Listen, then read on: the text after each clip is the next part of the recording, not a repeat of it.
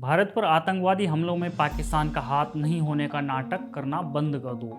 ये बात हमारे विदेश मंत्री एस जयशंकर विदेशी जमीन पर जाकर हर उस देश को कह रहे हैं जो आज भी इस बात पर शंका जता रहे हैं कि आतंकवाद और पाकिस्तान दो अलग अलग बातें हैं।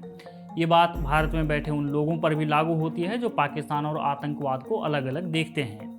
विदेश मंत्री नीदरलैंड के दौरे पर थे। उनसे पत्रकार ने सवाल पूछा कि आपने पहले पाकिस्तान को आतंकवाद का केंद्र कहा था, अब आप यह सुझाव दे रहे हैं कि पाकिस्तान में सक्रिय आतंकवादी समूहों को पाकिस्तान से समर्थन मिलता है। इस पर जयशंकर का जवाब देखिए। वो कहते हैं, मैं यह सुझाव नहीं दे रहा हूँ, मैं यह कह रहा हूँ कि आतंकी समूहों को पाकिस्तान का समर्थन प्राप्त है। वो एक उदाहरण देते हुए कहते हैं कि मान लीजिए कि एम्स्टर्डम जैसे शहर के बीच में बड़े सैन्य केंद्र हैं जहां सैन्य प्रशिक्षण के लिए हजारों लोग इकट्ठा होते हैं, तो क्या आप कहेंगे कि आपकी सरकार को इसके बारे में कुछ नहीं पता? बिल्कुल नहीं। एस जयशंकर पाकिस्तान के मुंह पर तमाचा मार रहे हैं और सीना ठोक कर कह रहे हैं कि हमें इस कथन के साथ नहीं चलना चाहिए कि पाकिस्तान को नहीं पता कि क्या हो रहा है। यूएन सैंक्शन लिस्ट में सबसे कुख्यात आतंकवादी सभी पाकिस्तान में हैं।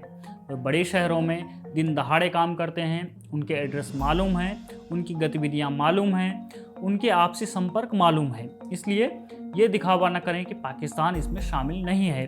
पाकिस्तानी सेना इसमें पूरी तरह से शामिल है। विदेश मंत्री से पूछा गया कि क्या अंतर्राष्ट्रीय समुदाय कश्मीर की स्थिति को लेकर मध्यस्थता कर सकता है। इस पर जयशंकर ने कहा, बिल्कुल नहीं।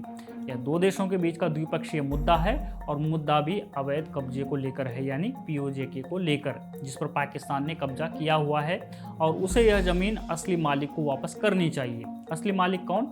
हम, यानी भारत।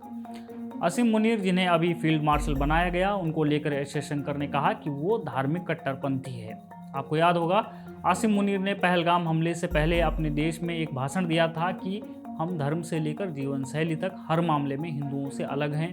पाकिस्तान कश्मीर के लोगों को कभी अकेला नहीं छोड़ेगा।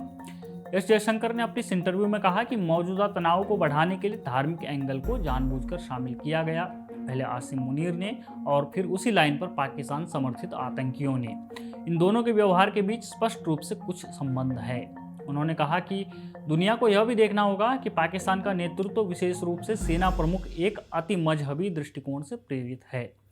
पत्रकार ने सवाल पूछा कि युद्ध विराम एक अस्थायी समाधान है, पाकिस्तान के साथ संघर्ष का स्थायी समाधान का रास्ता क्या है। इस पर जयशंकर ने कहा, हम आतंकवाद का एक निश्चित अंत चाहते हैं। अगर पाकिस्तान से आतंकवादी हमले जारी रहे तो इसके परिणाम भुगतने होंगे और पाकिस्तानियों को यह अच्छी तरह से समझना चाहिए।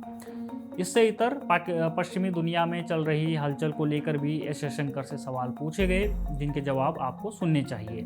उनसे पूछा गया, पश्चिमी देश रूस को और अधिक आर्थिक प्रतिबंधों के साथ बातचीत की मेज पर लाने के लिए मजबूर करना चाहते हैं।